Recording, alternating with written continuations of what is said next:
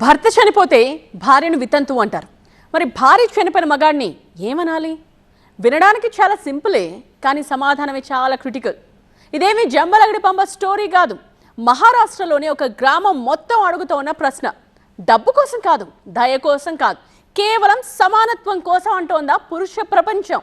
ఇంతకు ఆ గ్రామం అడుగుతూ ఉన్న ప్రశ్నకు మన పాలకుల దగ్గర సమాధానం ఉందా? భార్య చనిపోయిన భర్తకు వితంతు పెన్షన్లు ఇచ్చే రోజులు దగ్గరలోనే ఉన్నాయా?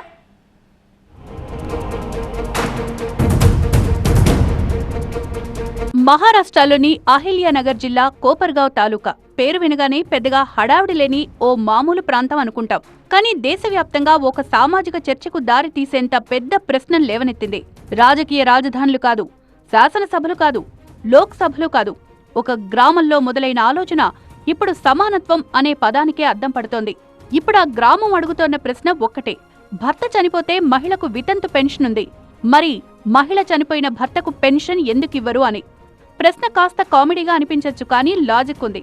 భర్త చనిపోయిన మహిళకు పెన్షన్ బుక్లో వితంతు కాలం ఉన్నప్పుడు భార్య చనిపోయిన భర్తకు ఎందుకు కాలం లేదంటోంది గ్రామం. ప్రశ్న చాలా సింపుల్గా వినిపించినా సమాధానం సింపుల్ అయితే కాదు.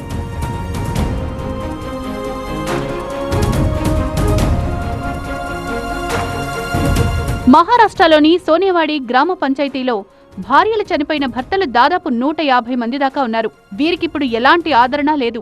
మగాడు అన్న ట్యాగ్ లైన్ తో బతికేయమని చెప్పే సమాజం ఎలా బతకాలో కూడా చెప్పాలి కదా अన్నది వీరి ప్రశ్న. భర్త చనిపోయిన మహిళను వితంతువన్న సానుభూతి చూపే సమాజం అదే యాంగిల్లో మగాళ్లను ఎందుకు చూడరని ప్రశ్నిస్తోంది.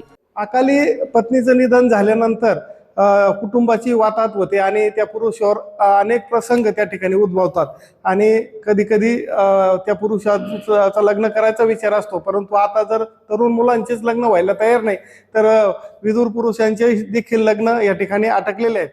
అందుకే సోనేవాడి గ్రామ సభ ఓ వినూత్న తీర్మానాన్ని ఆమోదించింది.